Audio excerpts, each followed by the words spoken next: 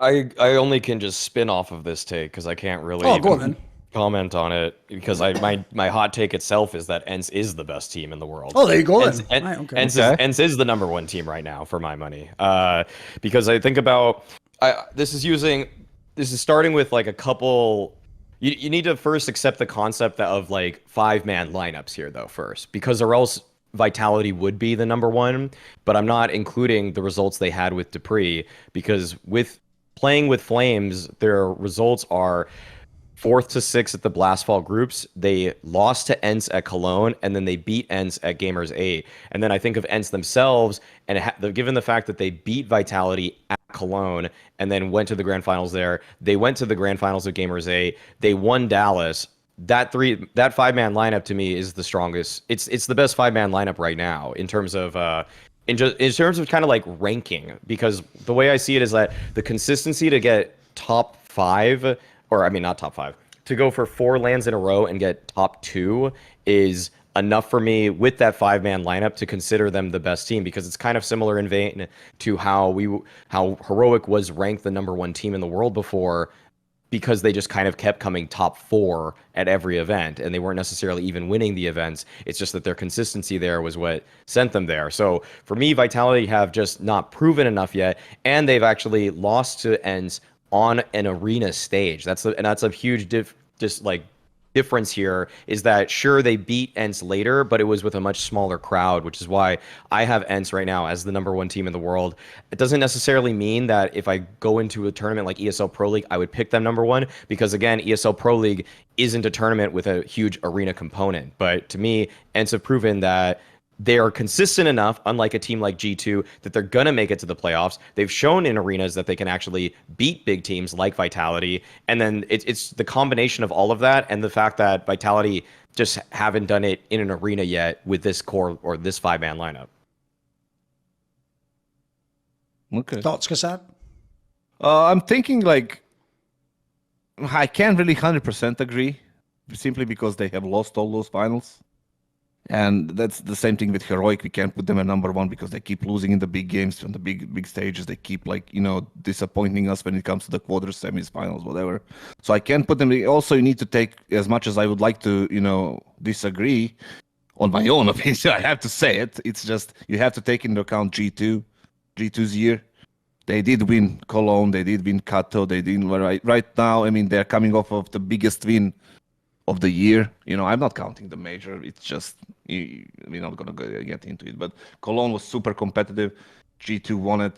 I can put them up there like a contender for the number 1 spot, but they are not cemented by any means there. At least now I see that you're saying like, yeah, I'm not counting the results with the pre, but you have to count them in. Like it's the 4 players that were still there. The coach was there. Like the 1 player doesn't have, that much of a value to just disregard completely what they did before him because it happened like a few months back. It didn't happen like 3 years ago. And overall, ENCE is one of the, I wouldn't say the best team because I wouldn't say any team is the best team, but they are the most exciting team and the best team. Just that's the the key word. They have the best team. Like they as a look group like of team. players, yeah. Yeah. They just need to. I think I was thinking after Dallas when they actually won the big final, they are gonna get that pressure off their shoulders. Like we won the final, maybe they get into a role and just kind of win more. But they failed a couple of times. I don't know what's coming for them next, but they are up there definitely. I wouldn't call them the best because there is Vitality still there. I can't with my clear mind say that ENCE is the best team when Vitality is this year is just right there for us to see and all this success in the past 8 months. I'll tell you the real problem with this topic is, does best in the world mean the team that will win the next event? Because if it does, like you say, Maui, then they aren't your top team because they wouldn't be the team that you would pick as the favourite to win the whole event. And the problem with that is this.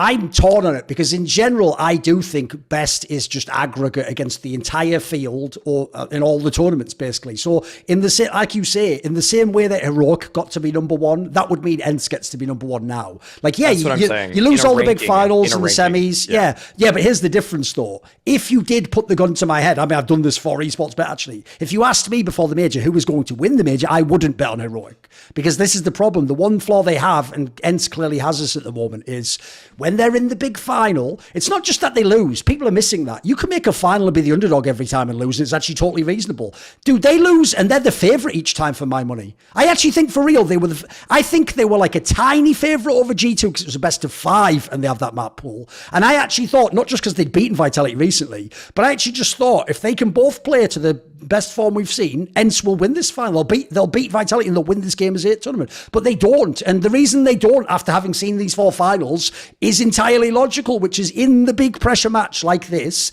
they don't have the superstar. By the way, if people who think that theory, because I used to get a lot of shit for that over the years, of people thinking it's just a spell thing of like the hero and myth. No, that is one of the number one most powerful principles I use in sports and esports, which is that the thing about a superstar, not just a good player, a superstar, is they can win you a game you don't even deserve to win. They can just get a map where you're playing like shit, you're calling like shit, you don't deserve to win it, and they can just basically like break the matrix and just win the game for you. Like, it's one of the reasons why everyone thinks me and Kassan hate Huxley. We don't. He just has one of the craziest get out of jail free cards ever in his fucking arse that he pulls out, and then a guy from Bosnia just does it all on the server for him. And at the end, he gets to go, see, that was me who called that. It's like, bitch, I'll give you Nerds and Son Pius, and I'll have fucking Monacy and Nico, and then let's see who can fucking call a game, shall we, homie? You do that with, like Snappy is, with the people he's working with. He has 0 superstars.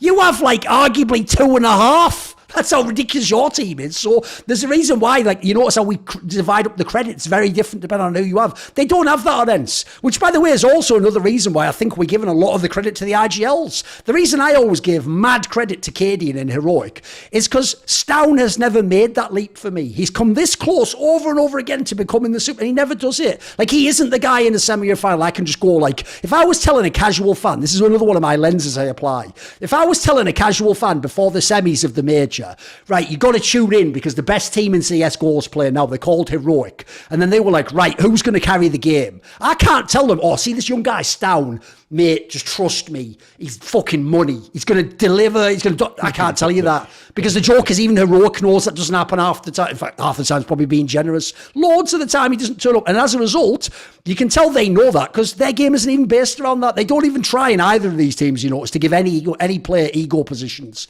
They don't do. You know those stories? Here's what's very fascinating. This is another thing to apply when you think about players like Huxley.